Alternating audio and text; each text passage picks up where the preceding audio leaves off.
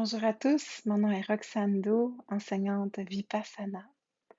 Et c'est avec grande joie que je prends un moment pour vous parler d'une retraite de méditation qui aura lieu du 4 au 8 septembre prochain avec l'organisme Terre d'éveil. Je serai accompagnée de l'enseignante Sophie Boyer, que vous connaissez sûrement. Pour ma part, ce sera la première fois que je viens rencontrer la Sangha de Terre d'éveil et j'ai bien hâte.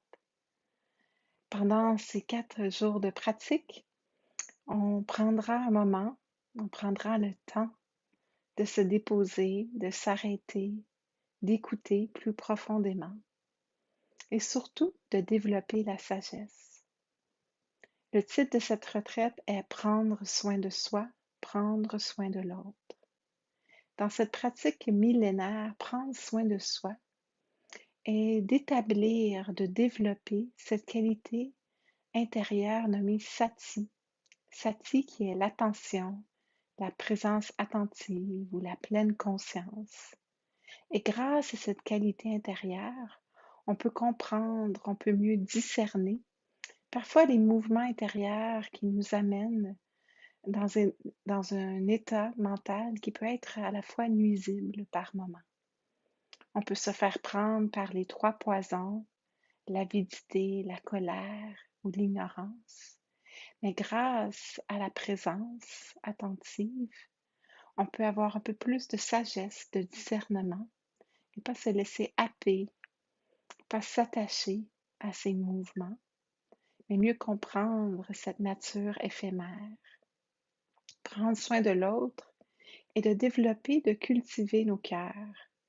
Ceci est d'apprécier, de cultiver les qualités comme la bienveillance, la compassion, la joie et l'équanimité. Grâce à ces qualités qui se balancent, qui se soutiennent l'une l'autre, on a un cœur qui peut s'ouvrir plus facilement à l'autre, qui peut mieux comprendre l'autre et l'accepter un peu plus. Alors, on prendra le temps de vraiment développer la sagesse, mais également développer le cœur, développer la bienveillance, la compassion. Alors, c'est avec grande joie que je vous parle de cette retraite et j'ai bien hâte de pouvoir plonger dans le silence ensemble.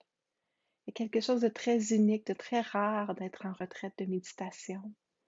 Et c'est une chance qui peut être très unique. Donc, je vous invite à prendre le temps de noter le mouvement du cœur qui a peut-être besoin de s'arrêter un peu afin de mieux se comprendre, afin de mieux cultiver ce qui est aidant pour soi, ce qui est aidant pour l'autre.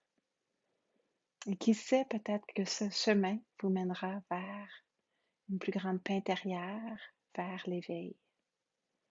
Alors, au plaisir de marcher ensemble sur ce chemin octuple et à bientôt.